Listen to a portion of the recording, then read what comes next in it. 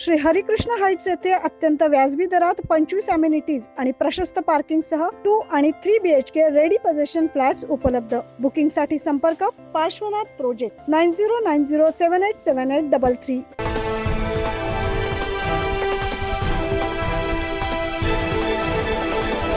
नाशिकच्या सातपूर येथील शिवाजीनगर भागात जलनगरी परिसरातून जाणाऱ्या दुचाकी स्वाराच्या अंगावर गुलमोहराचं झाड कोसळलं आणि त्याचा जागीच मृत्यू झाल्याची दुर्दैवी घटना घडली। बुधवारी सायंकाळी 7 वाजेच्या सुमारास ही घटना घडली।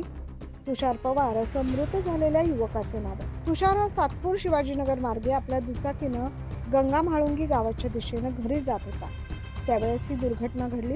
बुधवारी सायंकाळी माजी नगरसेवक दिनकर पाटील यांच्या घराजवळ गुलमोहराचे झाड आहे, ते त्या तरुणाच्या अंगावर पडले।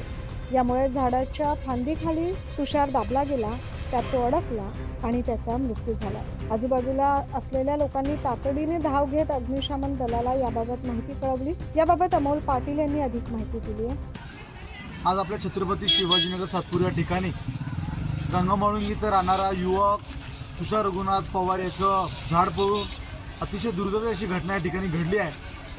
मी नाशिक महानगरपालिकेचे आयुक्त साहेब आणि प्रशासनाला विनंती करेन तर गेल्या अनेक दिवसापासून अशी मागणी होत आहे का जे झाडं जुने झालेले आहेत, गुलमोहरची झाडं असतील, अनेक प्रकारची झाडं असतील, त्याची झाडं ठिसूळ झाले दिसतात, अतिशय मोठ्या प्रमाणात दिसतात, परंतु झाडं कधी कोसळतात। बघितलं असं आता मान्सून सुरू झालेलं आहे, तर मी महापालिकेचे आयुक्त प्रशासनाला अशी विनंती करेन, मागे सुद्धा आमच्या इथे राहणारे छत्रपती शिवाजीनगर येथील पोपटराव सोनवणे यांच्या रिक्षावरती सुद्धा ITI सिग्नल इथे झाडं पडलं होतं, त्यांचं पण जागेवरती मृत्यू झाला होता। परंतु उद्यान विभागाने आणि नाशिक महानगरपालिका प्रशासनाने कुठल्याही प्रकारची हलगर्जीपणा न करता जे झाडं जे खराब झालेले, जे ठिसूळ झाले, त्याचं ऑडिट करून ते त्वरित काढून घ्यावे।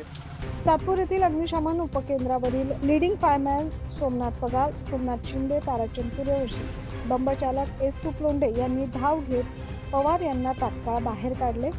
कालची जी गोष्ट घडली, काल संध्याकाळी 7 वाजता जवळजवळ 7 वाजच्या दरम्यान श्री अमोल पाटील साहेबांचा फोन आला की पाझर तलाव शिवाजीनगर इथे गुलमोहराचं झाड पडलेले आहे। तर आम्ही तात्काळ 4 ते 5 मिनिटांमध्ये पोहोचलो तिथे। तर घटनास्थळी पाहणी केली असता झाडाखाली एक मोटरसायकल होंडा कंपनीची आणि इसम त्याच्यावर चालला होता, पण त्याच्या अंगावर कोसळलेलं होतं झाड। तात्काळ आम्ही लगेच फांद्या वगैरे तोडून मोकळा केला, रस्ता मोकळा केला। तत्पूर्वी नागरिकांनी त्याला हॉस्पिटलला हलवलेलं होतं।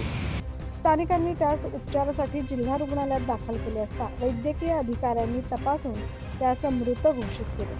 या प्रकरणी रात्री उशिरापर्यंत सातपूर पोलीस ठाण्यात अकस्मात मृत्यूची नोंद करण्याचे काम सुरू होतं। पावसाळा सुरू झाला असला तरी अशी धोकादायक झाडे उद्यान विभागाने न काढल्याने तुषार पवारचा मृत्यू झाल्याचं बोललं जातं। 9 न्यूज महाराष्ट्रासाठी प्रतिनिधी ज्ञानेश्वर अंधारे।